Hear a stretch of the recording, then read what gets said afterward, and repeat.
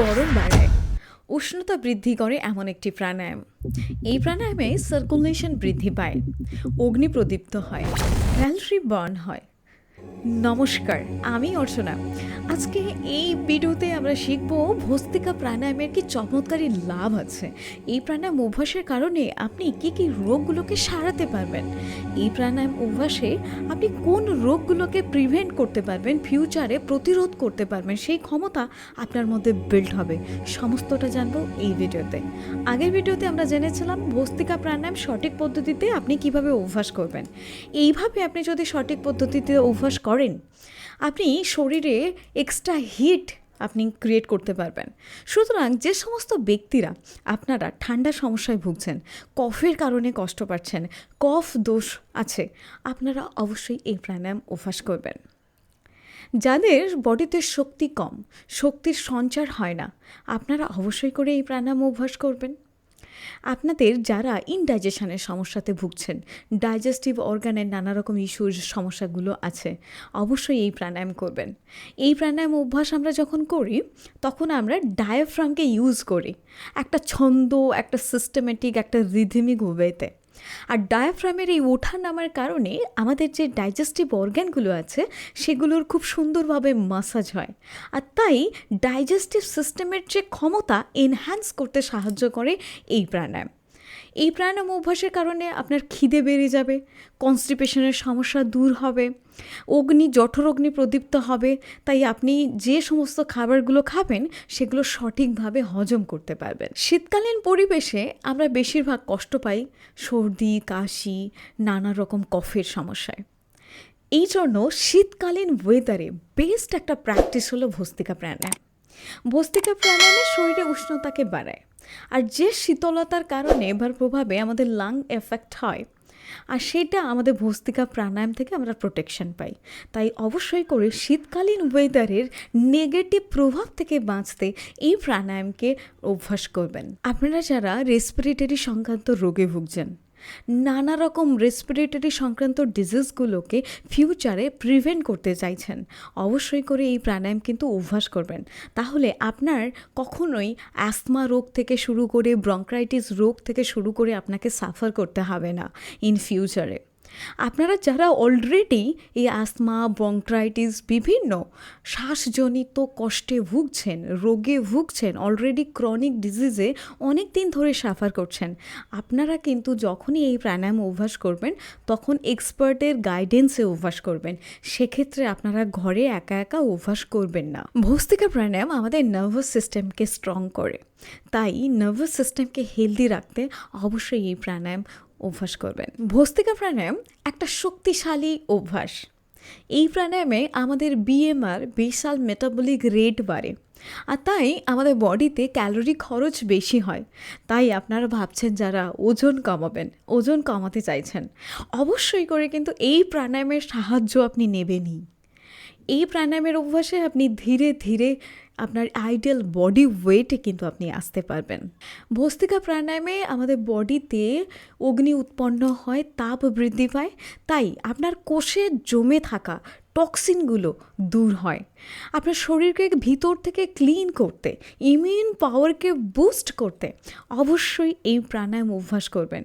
ভিতর থেকে অর্গানগুলোকে হেলদি রাখতে, সুস্থ রাখতে, টক্সিন ফ্রি বডি রাখতে অবশ্যই এই প্রাণায়াম করবেন। কারণ আমরা সবাই জানি বিভিন্ন রকমের যে লাইফস্টাইল ডিজিজগুলো হয় তার main source, main root cause কিন্তু টক্সিন। আর এই টক্সিন ফ্লাশ আউট হবে খুব ভালোভাবে এই ভস্ত্রিকা প্রাণায়ামের মাধ্যমে। আমাদের এই ভস্ত্রিকা প্রাণায়ামে আমরা ইনহেলেশন এক্সহেলেশন না, একটা সিস্টেমেটিক, একটা রিদমিক ওয়েতে করি। আর তার কারণে আমাদের সেরিব্রাল ফ্লুইডকে আমরা উদ্দীপ্ত করতে পারি, তার সঞ্চালনকে উদ্দীপ্ত করি। আর সেই কারণে আমাদের ব্রেনের যে কম্প্রেশন, ডিকম্প্রেশন হতে সাহায্য করে, তাই ব্রেন হেলথ খুব ভালো থাকে।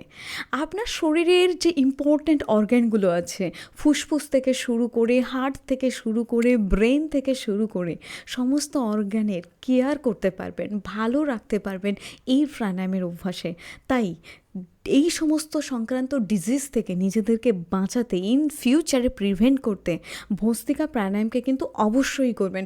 বিশেষ করে আপনি যদি লাংয়ের যে রোগগুলো আছে, ফুসফুসের যে রোগগুলো আছে, সেগুলোকে যদি প্রিভেন্ট করতে চান, অবশ্যই করে কিন্তু এই প্রাণায়ামকে অভ্যাস করতে ভুলবেন না। এই প্রাণায়াম অভ্যাসে সার্কুলেশন বাড়ে, আমাদের শরীরে এনার্জির সার্কুলেশন বাড়ে, রক্তের সঞ্চালন বাড়ে, আর তাই আপনার প্রত্যেকটা কোষিকা সুস্থ থাকে, আপনার মাসেল শক্তিশালী হয়, মাসেল সুস্থ থাকে, হেলদি থাকে, আর অর্গানগুলো খুব ভালো থাকে।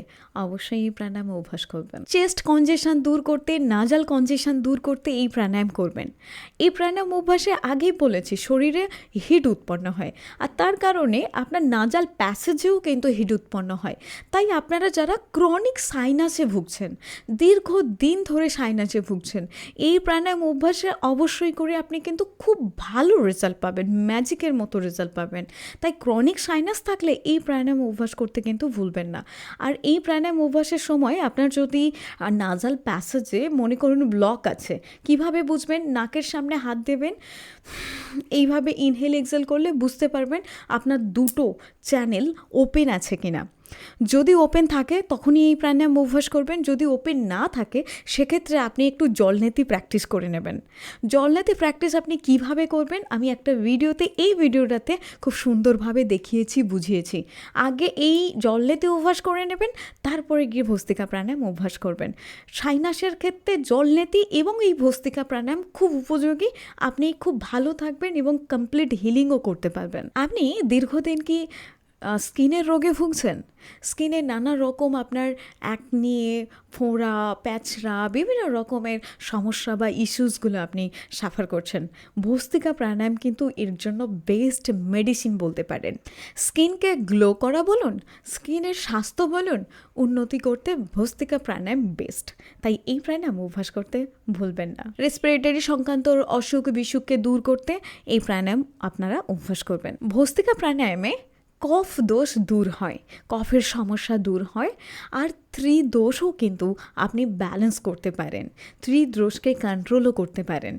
তবে যাদের অগ্নি খুব প্রদীপ্ত অবস্থায় থাকে, অলরেডি শরীরে প্রচণ্ড পরিমাণে হিট উৎপন্ন হয়, এমন ব্যক্তি কিন্তু এই প্রাণায়াম এই অবস্থায় অভ্যাস করবেন না। টেনশন, ডিপ্রেশন, অ্যাংজাইটিতে সাফার করছেন এমন ব্যক্তি, আপনারা যারা মেন্টালি ওয়ার্ক খুব বেশি হয়, আপনাদের ফিজিক্যালি ওয়ার্ক খুব কম হয়, সেক্ষেত্রে কিন্তু যে টেনশন, ডিপ্রেশন আপনারা সাফার করেন, এই ভস্ত্রিকা প্রাণায়াম আপনাদেরকে হেল্প করবে সম্পূর্ণরূপে সুস্থ হতে। তাই আপনারা যারা মেন্টালি সাফার করেন, অবশ্যই করে এই প্রাণায়াম আপনারা অভ্যাস করবেন, রুটিনে অবশ্যই রাখবেন। এছাড়াও ক্যান্সার, টিউবারকুলোসিস, স্পন্ডোলোসিস, আর্থারাইটিসের ক্ষেত্রেও এই প্রাণায়াম আপনি অভ্যাস করবেন। ভস্ত্রিকা প্রাণায়ামে আমাদের নাডিজের মধ্যে যে ব্লকেজ সেগুলো দূর হয়, আর তাই আমাদের যে এনার্জি চ্যানেল আছে চক্রা জাগরণের জন্য, কুণ্ডলিনী শক্তি জাগরণের জন্য দরকার পড়ে। তাই কুণ্ডলিনী শক্তি জাগরণ বা চক্রা জাগরণ বলুন বা সুষুম্না চ্যানেলের আপনার এনার্জি ফ্লো বলুন, করতে সুবিধা করে এই প্রাণায়াম। তাই যারা মেডিটেশনে হেল্প চান, মেডিটেশনে উন্নত করতে চান, তারা অবশ্যই করে এই প্রাণায়াম অভ্যাস করবেন। আই হোপ এই ভিডিওটা আপনাদের অনেক কাজে আসবেন। সবাই এইভাবে ভস্ত্রিকা প্রাণায়ামকে অভ্যাস করবেন। সবাই ভালো থাকুন, সুস্থ থাকুন। নেক্সট ভিডিওতে আমরা আবার একটি নতুন প্রাণায়াম, নতুন টপিক নিয়ে আপনাদের সঙ্গে দেখা করব। Thank you so much. আপনারা সবাই ভালো থাকুন, সুস্থ থাকুন। ওম নমঃ শিবায়।